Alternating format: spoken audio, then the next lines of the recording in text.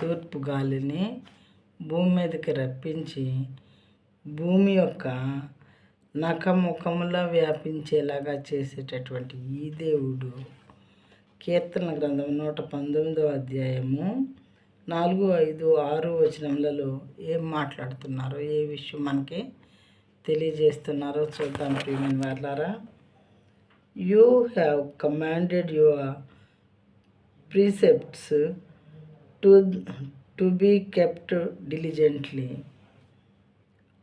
Oh, that my ways may be steadfast in keeping your statutes. Then I shall not be put to shame, having my eyes fixed on all your commandments. 4, 5, 6 నీ ఆజ్ఞలను జాగ్రత్తగా గైకొనవలనని నీవు మాకు ఆజ్ఞాపించి ఉన్నావు. నా ఆజ్ఞలను మీరు జాగ్రత్తగా గైకొనండి అని దేవా నీవు మాకు ఆజ్ఞాపించి ఉన్నావు.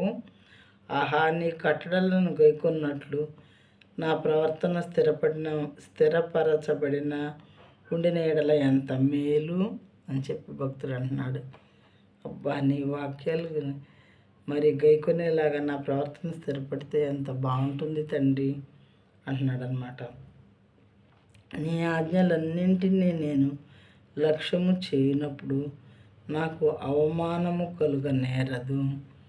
దేవుని వాక్యాన్ని ఉన్నట్టుగా మనం ఫాలో అయినట్లయితే ఎక్కడా కూడా ఏ రకమైన అవమానము మనకు కలుగదు అని చెప్పి దేవుడు చెప్తున్నారు. ప్రియమైన వారలారా, మనం దాన్ని యాజిటీస్గా అనుసరించినట్లయితే మనకి ఏ రకమైనటువంటి బాధ మరి కలుగదు అని దీని యొక్క మీనింగ్ అన్నమాట. ఈ విధంగా మరి మనం చేస్తున్నామా? మనం పరిశీలించుకుంటే మంచి ప్రవర్తన కలిగి ఉండటానికి ఇష్టపడుతున్నాను తండ్రి.